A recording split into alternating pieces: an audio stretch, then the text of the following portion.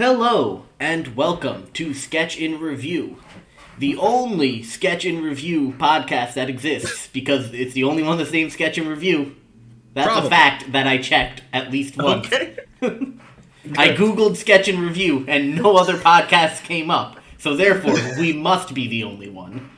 For an exhaustive 10 seconds of research, I can promise all of you, this is the only one. Well, don't worry, I used Bing, so we're definitely covered. That is the most thorough search engine there is. Damn. Welcome to 2013, we're making Bing jokes. Listen, I still remember, it had to have been like a CSI or Criminal Minds type show, where they're at like an art gallery or something, and someone's like, oh, I don't know this artist, and someone goes, oh, just Bing it. Some writer made $100,000 that day. Made a lot of money for just taking out the word Google and substituting the word Bing. All right, let's start. We've got a quality cold open this week. This week is Jonathan Majors is hosting, and Taylor Swift is the musical guest. Yep. So we start with the cold open, which starts on the Newsmax for Kids network. For those of you who don't know, Newsmax is so in the world of right-wing news stations, there's Fox News, which is liberal commie pinko shit. There's OAN, which is like moderate Republicans. And then there's Newsmax, which is actively being sued by Dominion.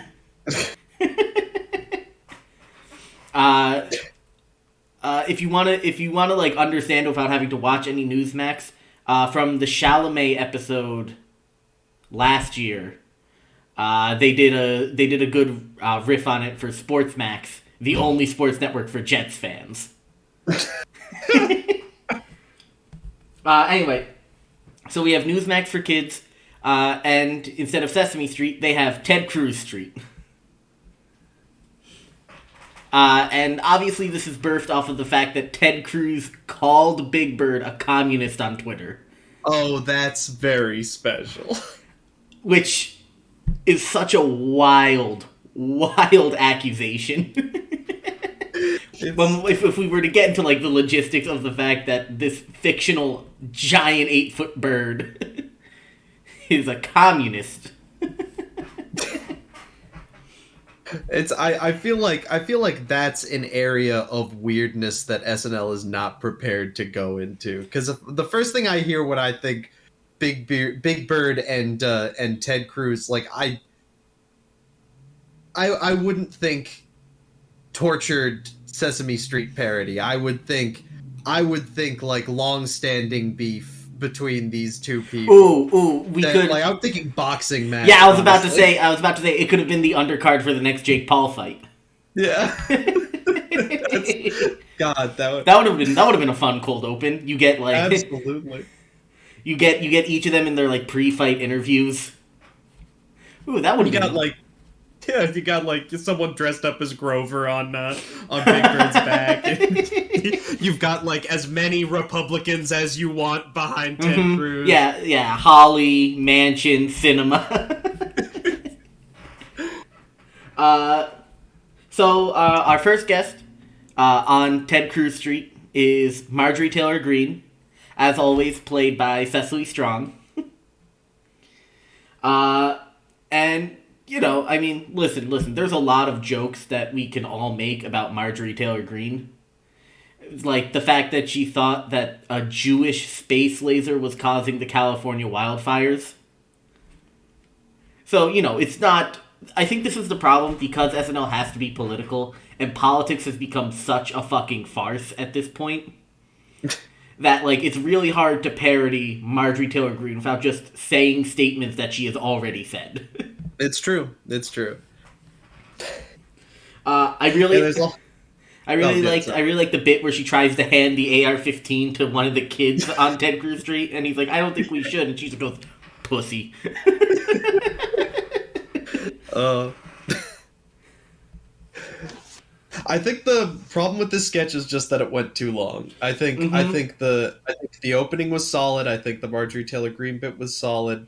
Um, I the Bert and think Ernie bit was confused. The Oscar the Grouch bit was, it was focused, but it wasn't great. They were just trying their best to hit all the bases in Sesame Street. the Big Bird Joe Rogan bit could have been axed. Realistically, Yeah. I think this would have been a better sketch than Cold Open. Yes. Yeah, absolutely. Just cause then you get the Ted Cruz Street intro. You get the Marjorie Taylor Greene bit, and you just move straight to Oscar the Slouch. Yeah. I think you cut out Bert and Ernie, because Bert and Ernie absolutely was not like great. Although I understand what they were going for with Proud Boys versus Pride.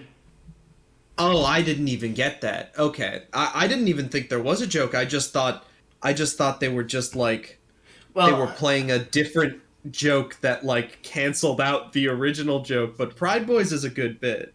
Yeah, it's a good bit. I mean, that could have just been its own sketch. Well, yeah, once again, it's one of those things where they just, because the cold open should, in quotation marks, be political, they end up having to do stuff like this occasionally, where it's just like, alright, let's just throw some shit in there. People will laugh because they're making fun of the opposite party.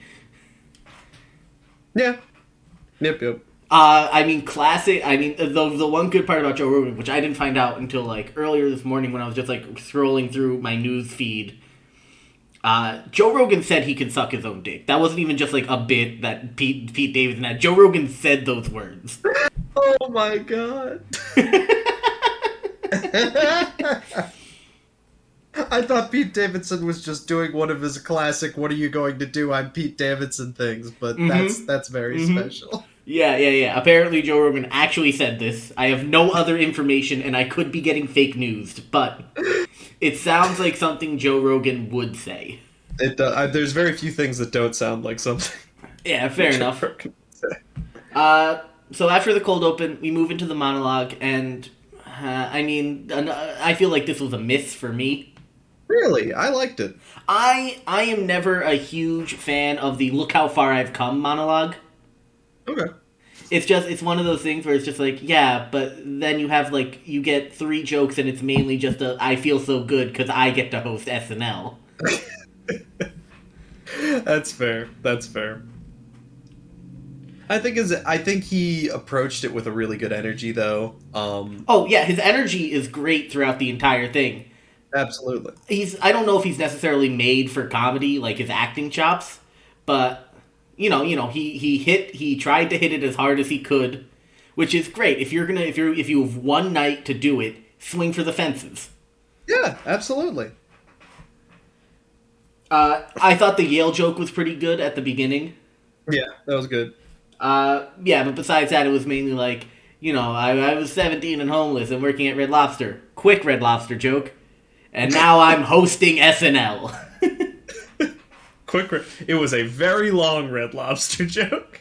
Yeah, but like the actual joke itself was very quick. Fair enough. The setup just took 9 years.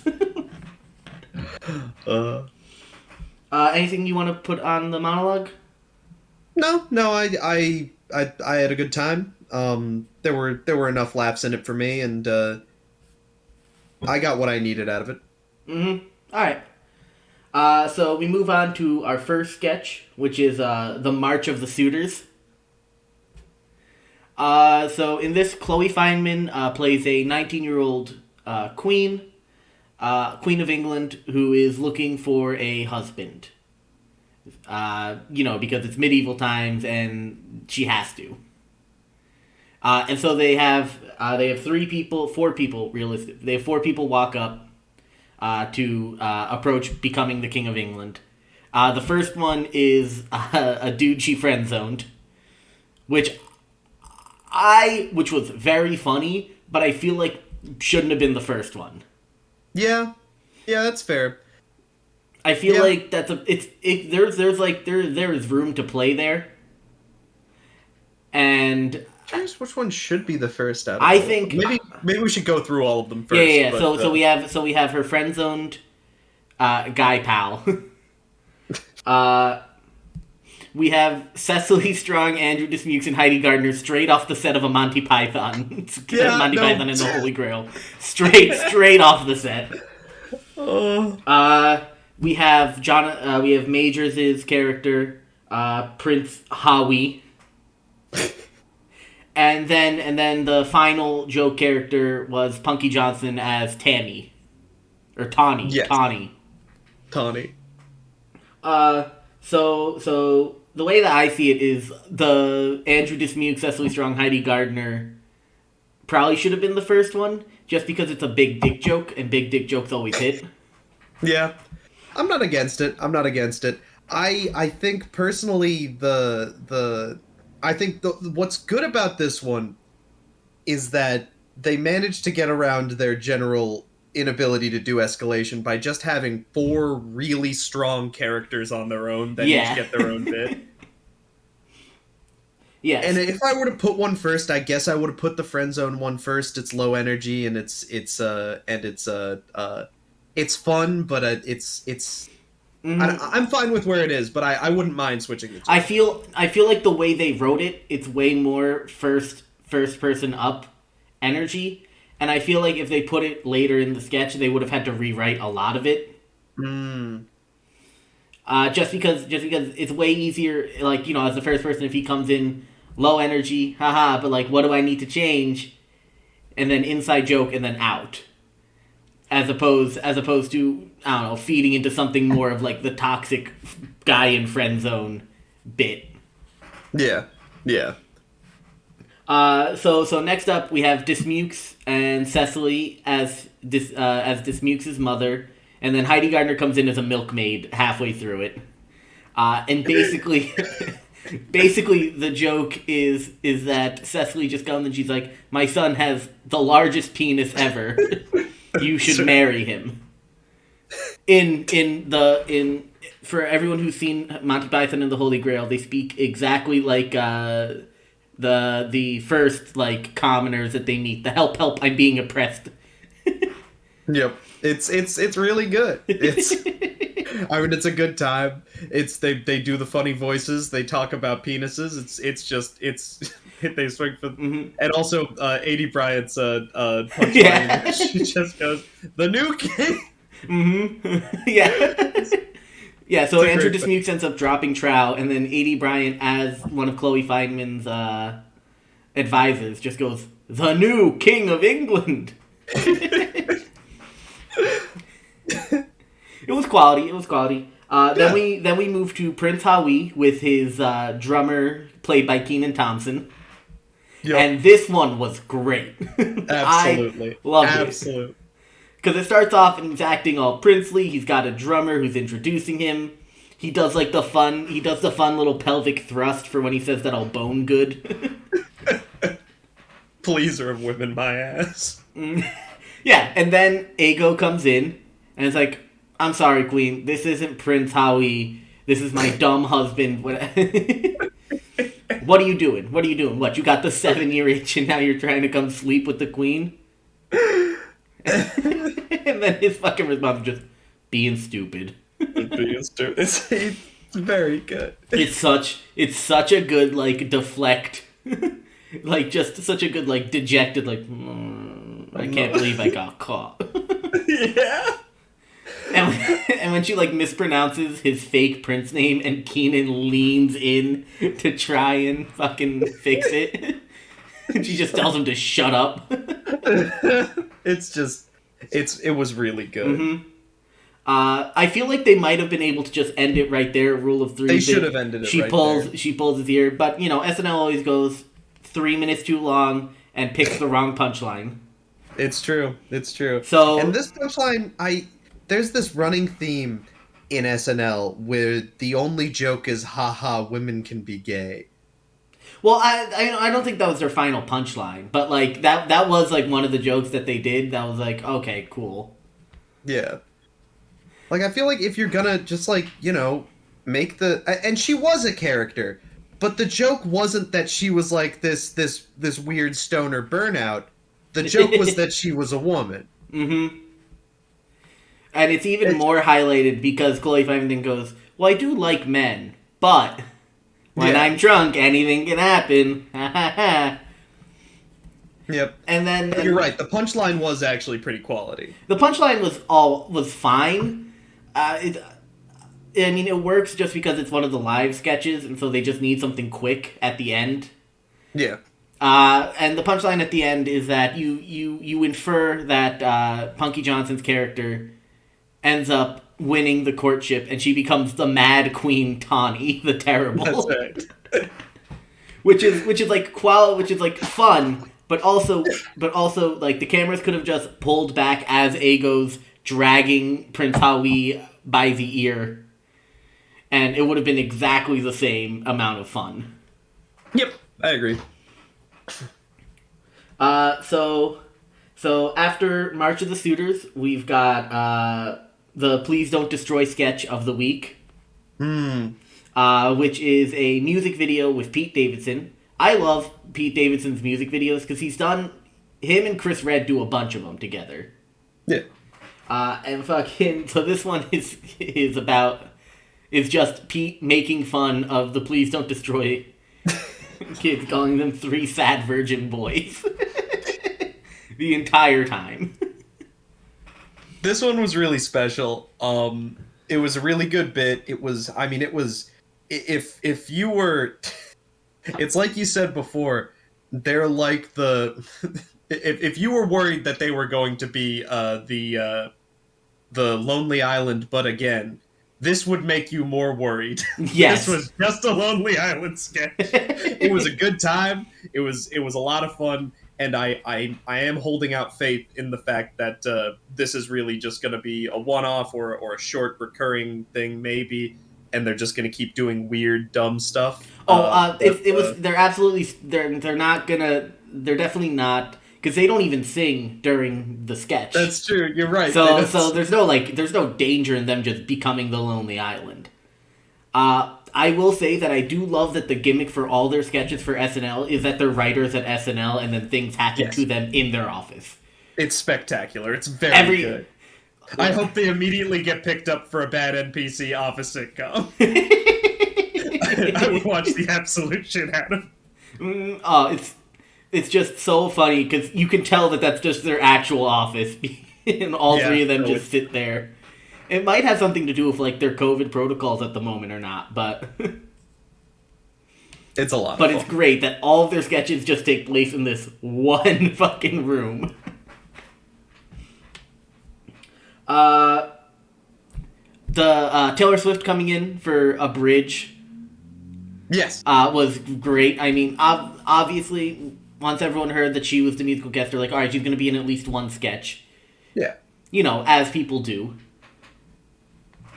As literally, like, any musical guest who really wants to be on the show will be in at least one sketch. Yep. I don't know, it was a fun time. Yeah, no, I liked it a lot. Yep. So after that, we move to the Audacity and Advertisements award show. Mm-hmm. The Audacity and Advertisements is such a good idea that it managed to carry it through a sketch that was pretty shaky on execution. Yeah, it's definitely the momentum of you thinking about it kept it moving forward, but without that, it does kind of dawdle. Yeah. And it's a little... It manages to not totally overstay its welcome, which is also good, but again, if you're just looking at the construction of the sketch, it's not good. So I think the issue with it is that they tried to do it in like an award show fashion, where you know how at like the Oscars, they show you scenes from Best Picture films throughout the night. Yeah. But you know, instead, so you know, they tried to do that with their like most audacious advertisement award or whatever the fuck they called it. Yeah. But I think the hard part is just trying to separate all of these fun ideas they had. Yes, absolutely. Because, like, there's something really special about the, wait, you guys make landmines award? Yeah, I wish we saw the nominees for Wait, Don't You Guys Make Landmines award. Yeah. Because I feel like that alone had, like, more joke presence than I can't even think of fucking most of them. Well, the problem was a lot of this time of this sketch that had a lot of places to go was spent on bad commercial jokes. And I mean not jokes on bad commercials, I mean bad impressions of famous commercial characters. Mm-hmm. Yeah, I mean, so Majors and Heidi Gardner host. Heidi Gardner's playing Flo, Majors is playing Jake from State Farm, which was fine. I did like that they brought the Limu Emu and their human partner. That was fun. It was a fun bit. Mm-hmm. I feel like the only like 3 good ads from it though were the first one, the Facebook portal one. Yeah, that was very, very good. The BP one, which I believe is actually just a BP commercial. Yes. It's not like, oh, they made it up. I think that's just a legitimate commercial. And the Amazon parody ad. Yes. Well, the interesting thing about, I'm pretty sure whoever was, like, pitched the Facebook portal thing first. That was the idea. Mm-hmm. And then everything else was made around it. Because the Facebook portal was a strong encapsulation of the bit. And the Amazon one was excellent. That was the punchline. It wasn't the punchline. There was that reference to some group that I don't know, some conservative group, I think. Yeah. I don't even remember the end of this sketch. I was just happy that it was over. This baby is trans. Feliz Navidad signed and I don't remember the name of the group, but I'm assuming the Conklins or something like that. Yeah, but yeah, the real punchline is the Amazon one, the spot on Amazon one. Because how often do you see commercials? Because like I watch live sports, so I see commercials all the goddamn time. I watch a lot of YouTube and Tubi and stuff like that. So I watch a lot of the same. Oh, and Hulu. So I watch a lot of the same 3 commercials for hours on it. Is one of them the Amazon nurse commercial? No. So in it, so it starts with like a picture slideshow, and he's like, "I lost my brother 3 years ago, my ma 2 years ago. It made me really want to become a nurse." And then like that's probably like the first 15 seconds is laying that backstory, and then he goes, "Working at Amazon, they pay for my tuition while I work for them, so I can become a nurse." And I think the guy in the commercial is now a nurse, where like he's talking about in the past when he worked at Amazon, they paid for his tuition. Sure. And he's like, and at the end he's like, "I don't think any other company would pay for tuition like that." I'm like, yeah, because they expected you to become a nurse so you could work in the factory as the field medic. God. Oh, God. Field medic at an Amazon warehouse, good sketch idea also. That is actually, yeah, but that's way too dark for SNL. Yeah, it's gotta be Civil War, like, field medic. Yeah. Where it's like, no, it's one of the servobots ran over your foot, chop it at the knee. Just constant screaming from all sides off screen. Smoke billows, like, into the fucking... We'll keep that in the back of our mind. OC, do not steal. But yeah, I don't know. You're probably right. They probably had the Facebook portal sketch, and the thing is that I feel like if they just did a full sketch on the Facebook portal where it slowly goes from the dad starts with mom's dead. Then he comes out, and then they explain it.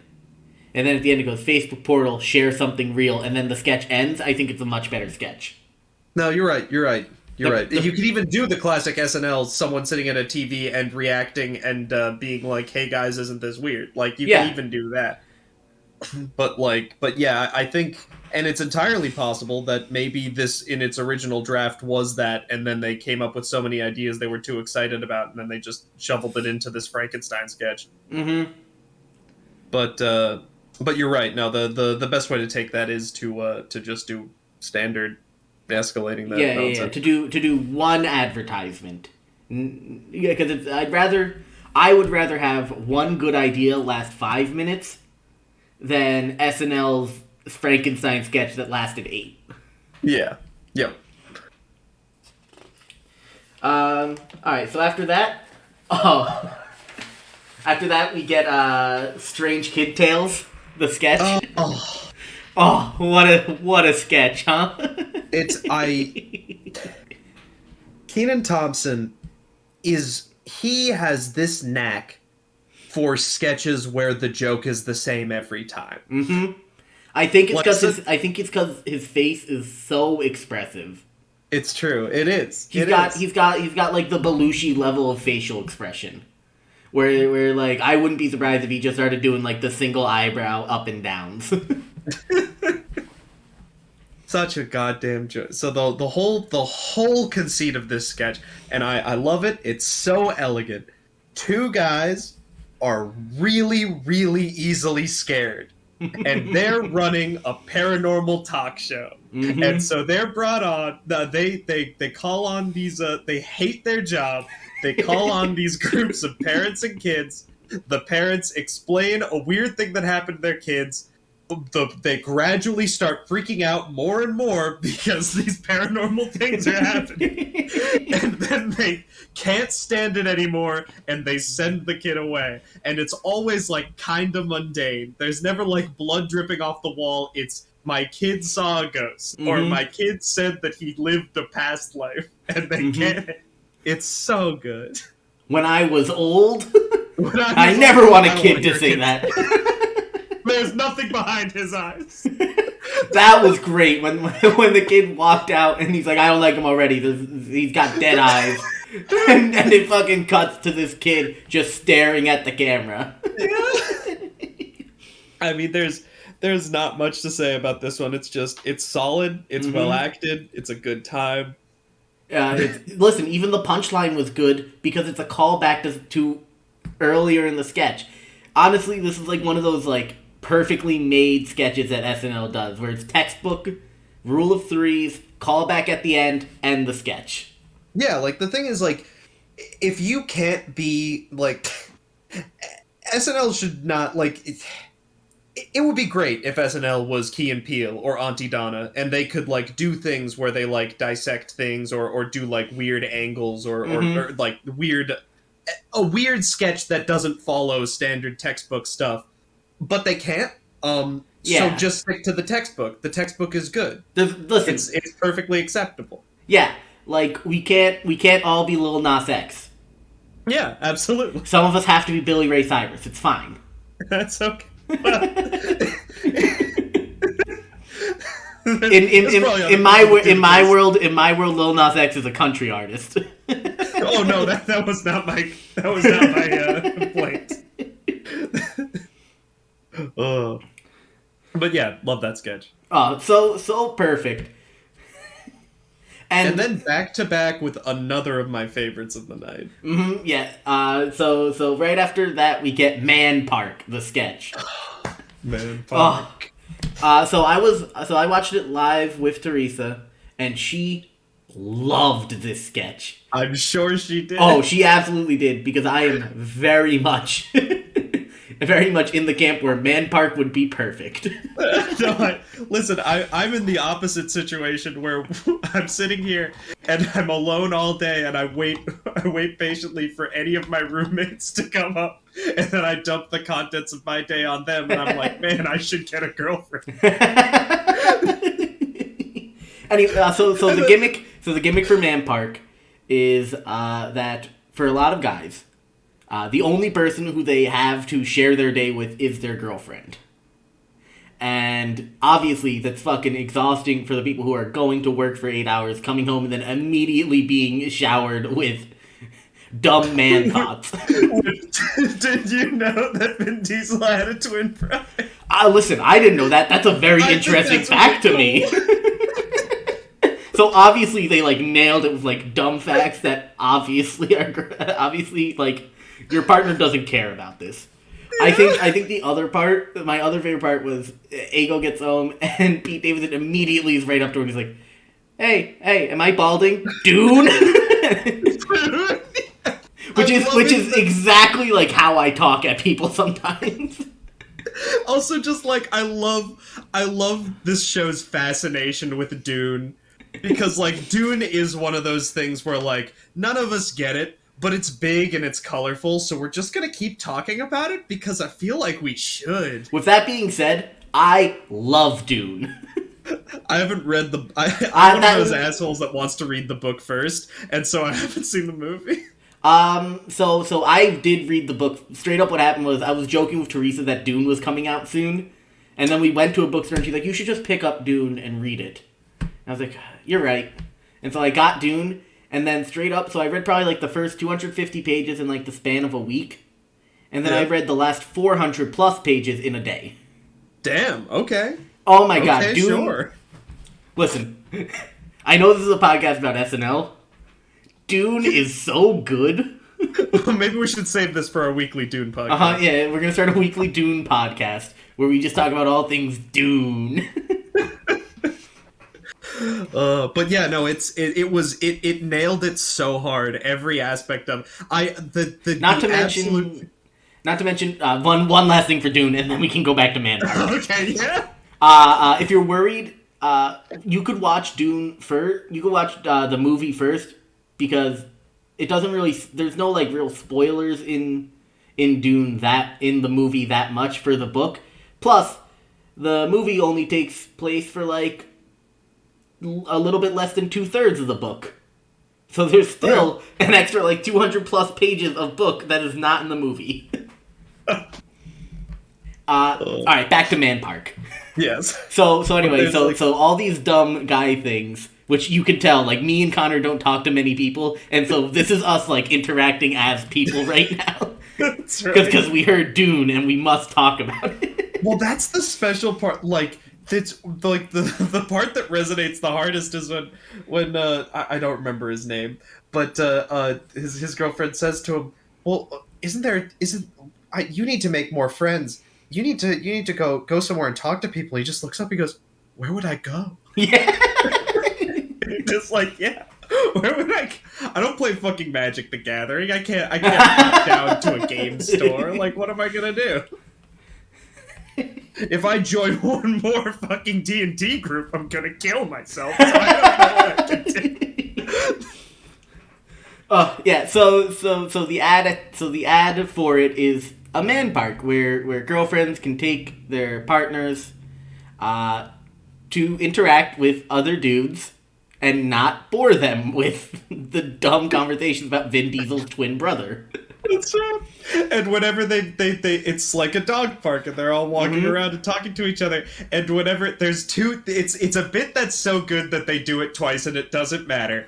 Where there's two guys, and they're having this very generic guy conversation, and then one walks over and goes, "Marvel," and then the other goes, "Marvel, Marvel, Marvel, Marvel, Marvel, Marvel." It's so, love Guy Park. Mm-hmm. Oh my god, it's great, and also fucking where they're like, we got for large breeds, which are sports fans, and small breeds, which are nerds. So good. You know what the one that said, "Oh, where's yours? He's a little shy." He's hiding under the bed. Oh, so good. You know, this sketch reminds me a lot of, there was the College Humor sketch where it's like the impressions all guys do at a party. where it starts with like someone's doing like Marlon Brando or something, and so everyone does like the Godfather stuff. Then they move to like De Niro, and it's just like a group of women sitting on the outside commentating what's going on. Oh, I should watch. Oh my, it was a quality sketch when I first saw it, and it gives me very similar vibes because they just stand around going like, Christopher Walken.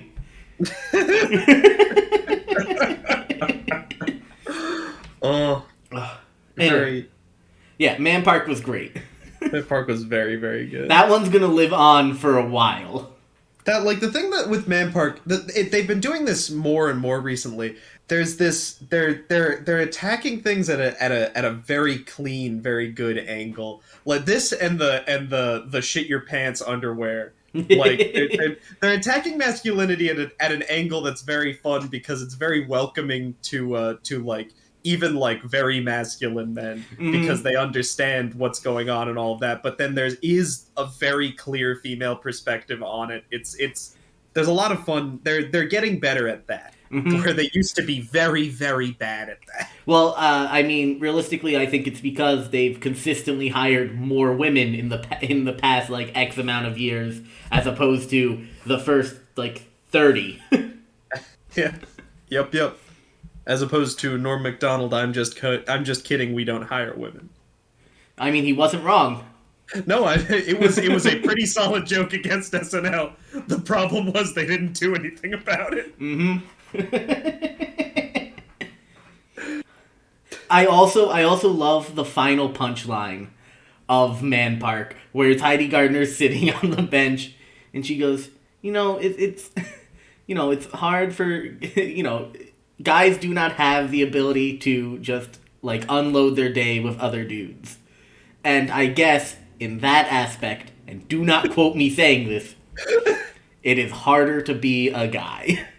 Wait, are you filming this? No. Don't tell Oh, because it's so good. So perfect, because it perfectly also encapsulates like the argument against masculinity perfectly. Yes. No, where it's just like where it's like, no, it's not hard to be a dude, but like, there are aspects. Yeah, absolutely. They walked such a good line. I'm very happy with that sketch overall. Me too. All right, what's next on the docket? Next up is the only thing the internet is going to talk about from this episode forever, which is Taylor Swift's 10-minute. I forget the name of the song, and everyone's gonna shit on us because I know you don't know it either. It's from her album Red. It might be Red, to be honest. But not knowing things is kind of my shtick. Yeah. You have no excuse. I have no excuse other than the fact that, like I said to you, I couldn't pick Taylor Swift out of a lineup, which is so surprising because I feel like I know what she looks like, and yet every time I see her, I'm surprised. and it's also surprising to me because, like I said to you, she is the only person on that set that I would be comfortable picking out of a lineup. Anyway, so Taylor Swift only does one song for this episode, which is interesting. Most of the time musical guests do two. A few people have done three, but that's for shows where they did not have a lot of sketches, or they did it during goodbyes. Yeah, okay. Anyway. Yeah, really nice song. I like the... I believe it's about Leonardo DiCaprio. This theory still blows my mind. And the only reason I think that is because of one line, and... Listen, if you're a huge, Swiftie or a Taylor Swift fan, please let me know that, if I'm right or just completely off base. But I believe that the song is about Leonardo DiCaprio just because there's one line where she says, "I grew older, but your girlfriends stay the same age." And I'm like, okay, well, I mean, there's one guy who we all say that about. Anyway, so she only does the one song. It's 10 plus minutes long. And in the background, there's the movie that she filmed for the re-release of... Connor, do you keep up with, the Taylor Swift lore? No. Okay, I like Taylor Swift, but I don't actively chase Taylor Swift. So my partner is very, very big into Taylor Swift, so I get all of, the background lore... Cool. Dumped on me.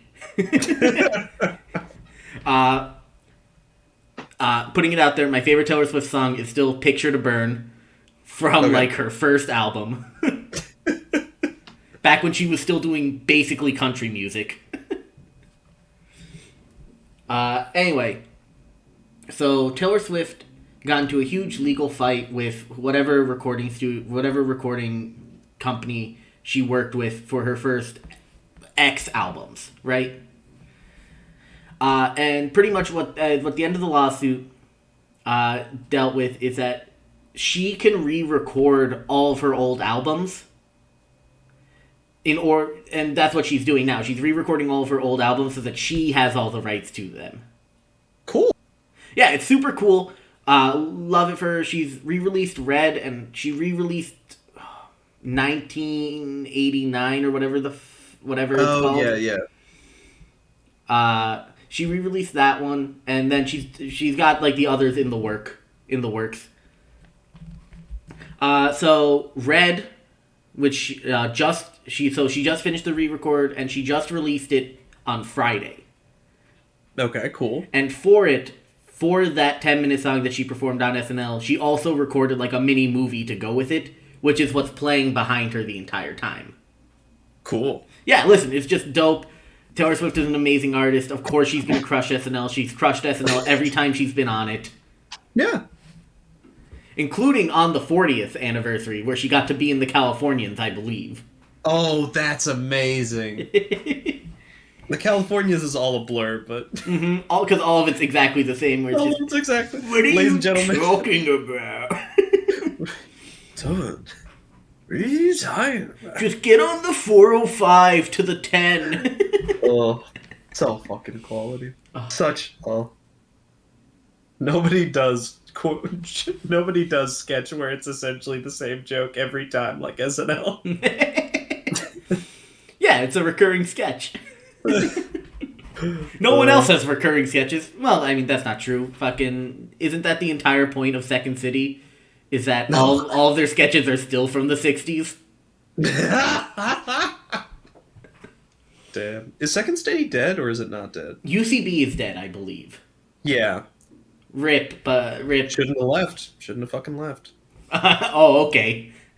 I'm just saying. You dig up a tree, and then you move it somewhere else, and then there's a cold snap. The tree's not going to make it. Fair enough. Yeah, anyway, I'm sure all the Taylor Swift fans fucking loved that she performed this song for it. I'm sure that they were all a little disappointed that she didn't do 2 songs. Yeah. Honestly, I'm going to take it. Yeah, listen, we could have cut the Audacity and Advertisement sketch and just gotten a second Taylor Swift song. Yeah, we could have trimmed the Audacity and Advertisement sketch to just be the advertisements. We could have cut half of the cold open. And we would have had time for a song. Yeah, listen, SNL, hire us. That's right, guys, we're fixing your show for you.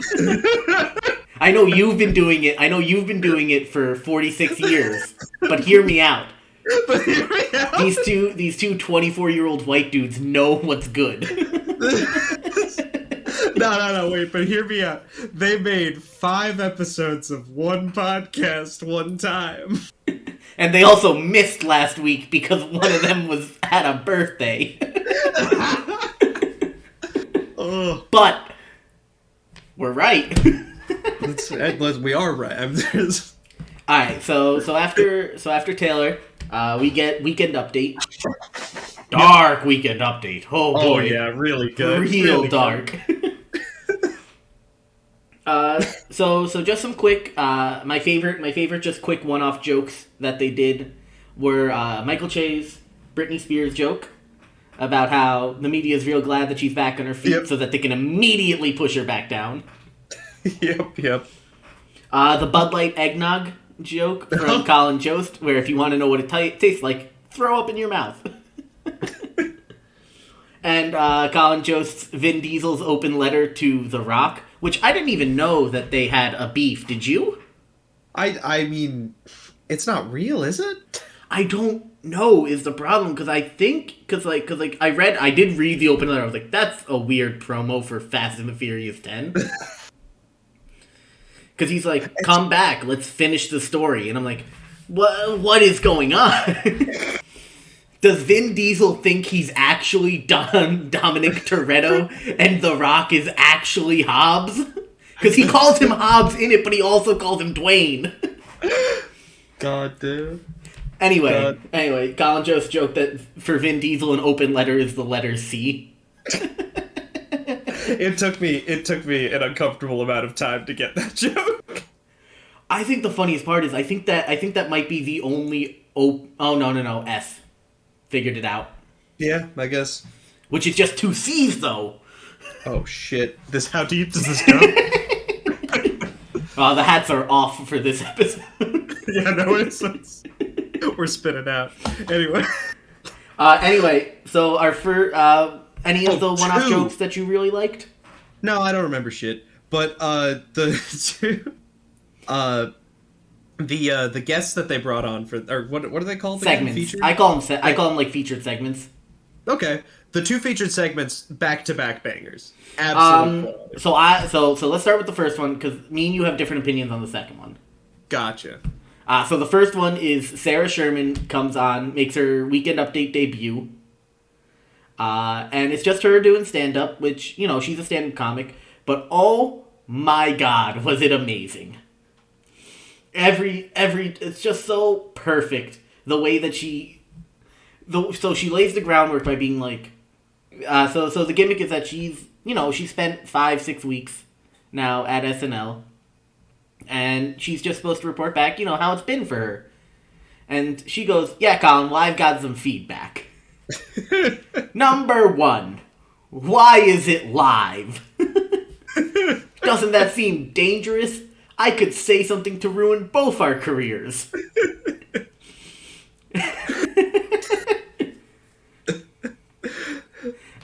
which is just perfect because it gives you that baseline where it's just like, oh, she's an agent of chaos. Yep. Well, I mean, she shows up in pastels with like a big flowery shirt. Oh well, she button up. She perfectly put it when she said, "I look like Chucky went to Sarah Lawrence." When I first heard that, I was like, "Oh my god, she does." Oh my god! Because I think she only wears like clown costumes for all of her stand-up bits. Yeah, I did hear that. Oh my god! But like her what is her little like the recurring bit in this segment is that, and it's a very simple bit, but she does it so well. She just baits Colin into saying something potentially problematic, and then she says, "This just in," pops up a big fake headline, and then says something shitty about Colin Jost. And maybe I'm biased because people saying shitty things about Colin Jost is always my favorite part of Weekend Update. I think it's a lot of people's favorite part of Weekend Update. Everyone loves the shit on Colin Jost because he's he's got a lot going for him, so it's real easy to take him down a peg. Yeah, absolutely, and he doesn't mind. No, of course not. I will say her chaotic energy of just every time she finishes a news segment. And Colin's like, hey, like, come on, that's not what... She just barrels over him. And another thing! Oh. All of it... And the best part is that it all kind of, like, layers on top of each other. So the first one is Colin says that he knows where most people's nipples are. Has seen most people's nipples. No. He says, oh, sorry, I know where most people's nipples are. And so she twists it to... Colin Jost says he's seen most people's nipples. and then the second, and then she tries to tell him, she like says something, and then he tries to correct her, and then she says, self-proclaimed nipple expert Colin Jost mansplains on live TV. Just so good. Just very good. Every single time. And then when she says, Colin Jost, local sicko, Colin Jost is keeping a list of Jews at SNL. Oh, God. That one straight up rocked me off my fucking seat. Yeah, no, it was really good. It was really good. Oh. All right. Also, yeah. Oh. Also, when she called him a gorgeous fascist. Yeah. You're right. And then she called herself barely legal, and he's like, "You're 30." So good. So good. That entire fucking segment is so fantastic. Yeah, absolutely. It honestly made me think that in like, I don't know, when Michael Che inevitably actually gets canceled and retires. And whenever Colin Jost decides being married to Scarlett Johansson is enough. His job is a big enough career for anyone. Mm-hmm. I think Sarah Sherman might be a good Weekend Update anchor. Hey, I'm happy for it. It's hard to tell who would or wouldn't be a good Weekend Update. They just, like, you need to see it. Yeah, I think it's just because her ability to, like, lean in and just say a headline. It's true. No, she's got that. She's got the new, and I would love if for the first time Weekend Update anchor didn't wear a suit and instead she wore her fucking clown costume. Oh, that absolutely. And honestly, I guess it does make sense. If you're going to take one of the three genders of SNL characters, of SNL recruits, which is improvisers, sketch comedians, or stand-up. What is it? Or stand-up comedians. You should pick a stand-up comedian for... absolutely for Weekend Update. It should be stand-up comedian or what they normally do, head writers. Yeah, that also works. Because Colin Jost and Michael Che are the head writers of SNL. Damn. Anyway, alright, let's move on to Laughtron, what's his name? Yeah, I really like... I think like, I agree that the jokes were middling, but it's such a powerful character, and he played it so well. So I'll start with the good. The good is that I think he plays. You're right. He plays the character. It's Aristotle plays a robot designed to do stand-up comedy. Is the bit. Yeah. I think that he plays the character really well, and the voice he does for it is perfect. Yeah. My problem is that while you say like the jokes are middling, but that's also part of the joke because it's a shitty robot. My biggest problem with it is that the idea is just wholly unoriginal. Oh yeah, no, that is fair. To the point where I have seen person dressed up as a robot to perform 1960s stand-up comedy on America's Got Talent. Oh boy. And you know what? He made it to the second round and then got cut because there's not a lot of legs for that bit. Yeah, it's true. It's true. And I don't know, maybe if I'd never seen that, I'd probably like this bit a bit more. It just seemed like, alright, I mean, this is just an excuse for Aristotle to do a fun voice, and it's a fun voice. It's a good voice. I liked his impressions of Twitter and Instagram. Those were the best part of it, because those were actually, like, original and fun takes of, like, how would a robot write jokes? As opposed to, hey, Staten Island. Even when he did, that's literally, like, a move that I saw in America's Got Talent from that guy. It's just... No, I get you. I'm not, you're not wrong. The worst part is I'm not even a big America's Got Talent watcher. I just happened to catch an episode in 2017. Damn. Oh. But yeah, that's Weekend Update. Mm-hmm. Sorry to be such a downer on a sketch you liked. No, I think that's a good assessment. I was also... I was having too much of a good time enjoying someone letting Aristotle be Aristotle. Mm-hmm. But the jokes weren't great. I didn't even as a quick turn. I didn't even like the Instagram the Instagram jokes. Huh. Yeah, I mean, listen. Were they the best jokes? No. Were they at least original and an interesting perspective? Yes. Yeah. Anyway, so after Weekend Update, we get the Broadway benefit sketch, which, so it's, Kyle Mooney, A.D. Bryant, and Small Child from Strange Kid Tales. Sit down in, like, theater seats with a bunch of extras, and, it's like their first time back on Broadway. And this is just a benefit to, help support all the artists who couldn't do anything for a year and a half. And 80 mentions that as a girl, she went to go see this exact benefit, and that it was always, like, a good time, and it was what made her fall in love with theater. And so it cuts to the stage, and there's Cecily and Bowen playing what they are always. They did it last year too, where they just are like lounge singers together and just catty at each other, and it's great. They play it they're so much fun together. And basically, like, the entire joke is that this whole entire Broadway show not suitable for children, and it's like a little bit funny that 80 went there as a kid. Yep. It's the funniest thing about, well, this is another one of those musical sketches where it is a better song than sketch. Yes. I really enjoyed the song.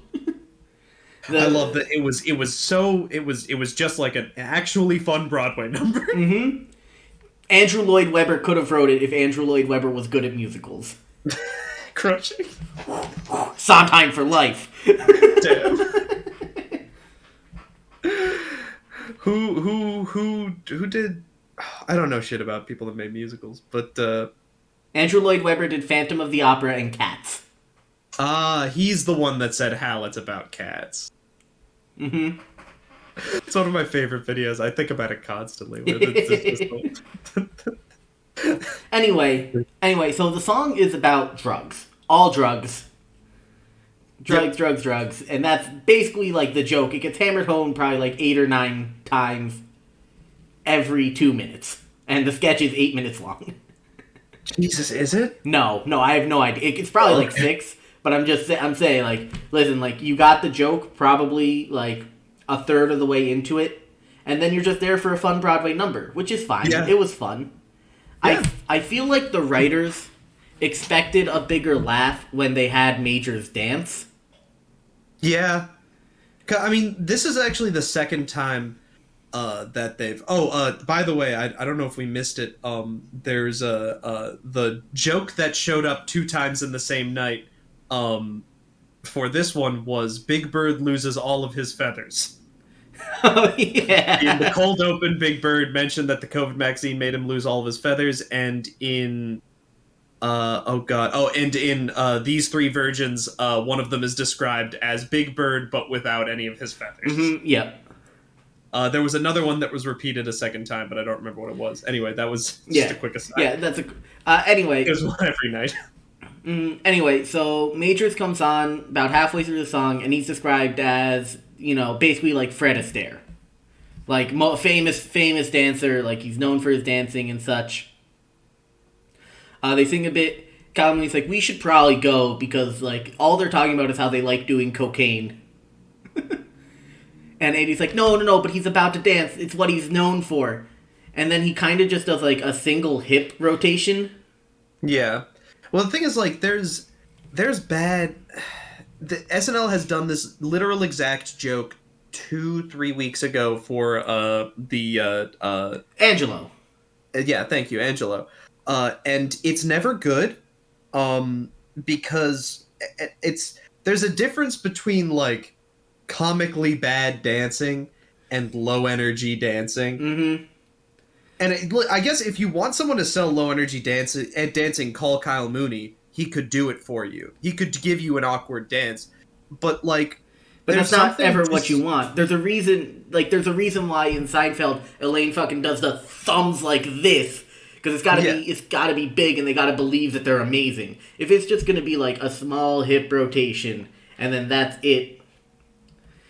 the joke they were going for was build it up, and then it's super disappointing. But sometimes it's just disappointing then. That's right. That's a good point. Like, sometimes it's funny. Like I think it works in the Angelo sketch better, just because at that point they had laid the groundwork of, listen, this is a weird fucking sketch. They say they're really great, but they don't do a lot.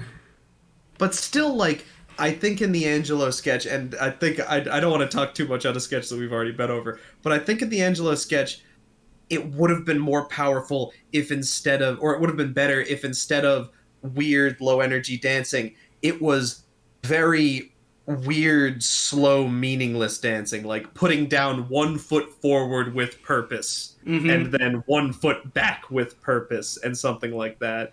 but instead it was just a. But even then, it fit the theme. Anyway, Yeah. Anyway, so and then it just and then it ends with the little girl being like, "I love Broadway," which it's like fine, whatever. Get us out of this sketch now. The dance is over. I am done. So then after that we get the Bone Thugs and Harmony sketch, which listen, weird SNL after Weekend Update just gets weird most of the time, and oh boy is this one weird. It's like someone. How I see that this sketch happened is Colin Jost fucking once probably said like, "What's that old rap group? Dogbone and Melody?" Because he's uncultured, and then everyone else was like, "Oh, okay, we got it," and then just started writing. I feel like it could have been better than it was, but the idea was a lot of fun, and they did a really good job with their characters, and so I'm not mad. It would have been a better sketch if it was written better, but it's a lot of fun. I feel like if you're a big Bone Thugs and Harmony person, this sketch hit a lot better. Oh yeah, absolutely. But we're not. I'm not a Bone Thugs and Harmony guy. I know of them. Also, they anamorph into dogs at the end. Yeah, listen, it got weird, and I'm here for it. I'm here for the weirdness. I love it so much. They sold the lady a bone for 10 cents. That's the joke. It's a joke. It was God, I can't even call it a mess. It was just like a dream. And not even a fever dream. It was just a regular dream. Mm-hmm. Yeah. Because it doesn't even get to the point where they, if to move it to fever dream territory, when Kyle Mooney's character quits, they should have harvested him for his bones. That's right. And then that's the escalation that we need for it to be a fever dream of a sketch instead of just a dream of a sketch. I liked it though. I had fun. No, me too. Again, I wish it was more, but with what it was, I was happy. I love singing boom boom boom boom. The one person's like, "Hey, can I have a dog cart?" It's like, we don't sell this here. Can I look around? You know what we have. Nah, you know what we got. So, after that sketch, we have the 10 minutes to one sketch about the pastor and his wife's open marriage. A great concept, well sold. Great concept, well sold, perfect for 10 minutes to one. And pretty much, it's straight up, it's so super short, too, which I think really helped. Yeah. Because the sketch itself doesn't have that much legs. Yeah, especially because the wild thing, I don't know if this was a fucking type error, but Ego set it up for have a bunch of let's have all of these weird people one by one say what their deal is thing, where she was like, "Why don't you guys tell us why you should be in this?" And then there was one other line, and then they said, "Actually, no, let us tell you our deal." So they pivoted from one bad stock SNL sketch to the other bad stock SNL sketch. But it's only bad because it's clearly evident what you're trying to do. You're trying to get to the part that works. Yeah. Anyway, I listen. really I'm okay with sometimes just being handheld through the bad part of a sketch, just to just to snowplow our way to the good part. Just wish there wasn't a bad part. Right? Yeah. Listen. We can always wish that there wasn't a bad part. Anyway. But anyway, I liked that they consistently just put down Keenan. Yep. Yeah, that was a lot. That was the good through line that kept the sketch going forward. Where just every time that they mentioned or asked a question, Keenan, who's playing the organist, would start to answer. They'd be like, no, not you. The other good bit that worked was there was the good joke where where Chris Redd asks, "Wait, so do I have an open marriage?" And they just go, "No, you're just cheating on your wife." Do you think she knows? Pan over to his wife. I guess. I think it's, listen, like, really good. Yeah, it's a fine joke. You could find that in like a TV sitcom or something. Because it's 3 minutes. That's like a 30-second joke, and that just fills time. Yeah, which was good. And then also when they described how we got to an open marriage, where she said her hall pass was Barack Obama, and he said his hall pass was Kevin, the bassist in the church choir. So then she switched her answer to Kevin, the bassist from... So good. Played by Kyle Mooney, and Kyle Mooney just sitting there go, "Wait, I'm Kevin."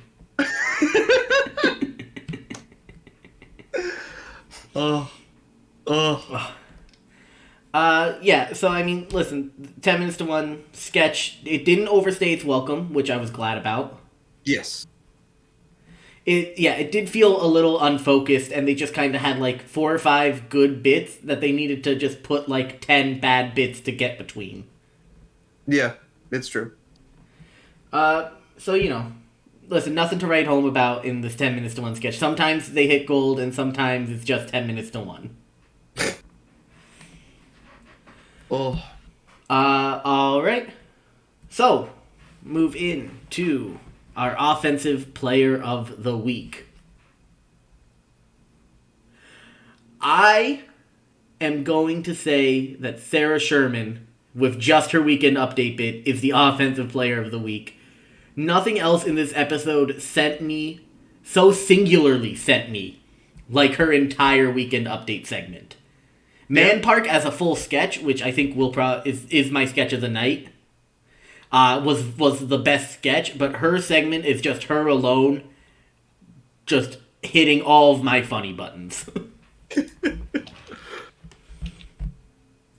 I agree. It was really, really good. And she was going real hard at it. Mm-hmm. For me, I'd say Ego Onum. She came in with the wife in the what is it? March of the Suitors. March of the Suitors, and she elevated that from like a low level bit to like an actual bit. Mm-hmm. Every time she was a part of something, she elevated it to an actual like something that I was genuinely laughing at. She did an excellent job. She's so funny. She's really, really good. I mean, all of the main cast and even the featured players are all just so like fucking talented. Yeah. All right. Do you want to do your defensive player first? Why don't you go first? Yeah, I'll buy you some time to look at the cast list. No. So my defensive player of the week is going to be Keenan. Keenan absolutely kept every sketch going. The drummer in the March of the Suitors sketch, his like 2 or 3 lines and just his facial expression as he's banging on the drum, really kept it together. Absolutely, without him, Strange Kid Tales fails without a doubt. Yeah, no, absolutely. And also, he's the through line that keeps the 10 minutes to 1 pastor sketch on rails. Yeah. Without him, you don't get like 4 or 5 of those good beats that you get from a bad sketch, from like what is ostensibly a bad sketch. Yeah. Okay. And for you? See, I wasn't looking up the cast list. I was looking up Jonathan Majors' first name. I'm gonna go with Jonathan Majors. I always like to give one of the roles to the host because they're in every sketch. You get to see them. You get to see what they bring to the table, what they don't. And he held his own. He held his own, and he even brought things to a lot of the characters. Like again in the March of the Suitors, he's got this which honestly, like the more I think about it. Oh, we're not even there yet. But in the March of the Suitors, he's got that I'm being stupid sort of thing, and he brings a lot of fun characters. He brings a lot of good energy. And he held his own, and I always like to give someone some for that. So All right, and sketch of the night. I already said Man Park's definitely my sketch of the night. It's so perfectly crafted, and it comes at such a fun, like you said, it comes at like the right angle where I think anyone who watches it is going to immediately understand the joke and like it, which is hard because it's easy to come from an angle where like people understand the angle but not necessarily like it. This is one of those, I think, like middle of the aisle type ones where it's like even the most conservative fascist guy would be like, yeah, I understand the joke. It's kind of funny.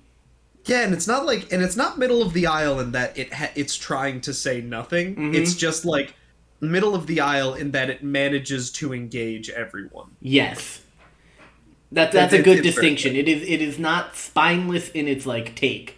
But it is neutral in its what's the word? Not appearance, but like appeal. Yeah. Yeah, no, I agree. And that's why I would, and I'm, so when I was watching, I was on the fence between Man Park and Crazy Kid Stories. But as I've been listing things and comparing them, and I keep I will say, Man Park is probably the best sketch of the night in terms of its construction, performance, making me laugh the most. But I when it's between the safer option and the more exciting option, I like to pick the more exciting one. And there's just something special about March of the Suitors that makes me keep going back to it in my head. And I'm gonna give it that for that. I really enjoyed every single character that they brought on was a lot of fun. I liked how they interrogated all of them. I liked every character in it would be fine as the subject of their own sketch. Mm-hmm. And all of the bits that they had were short, sweet, and to the point. And they were weird, and it was fun. Yeah, it was a well-crafted sketch. All right, I think that about does it for us. Yeah. Let us know what you think of all the sketches and how wrong we are about our opinions of comedy in the comments below. Hit that like button. Smash that subscribe button. Fool you too. The illusion that anyone is listening to the audio version of this podcast is out the window. Listen, and if you're someone who's listening to the audio version of this podcast, hit that subscribe button. Mark it on your local podcatcher. If there's 5 stars, give them. If there's a thumbs up, anyway. Give that. Rate us on on iTunes. I think it's important that you rate us on iTunes. I've heard other podcasters beg, so. Oh. All right, and until next week, continue to support local comedy. Yeah. So long. Bye.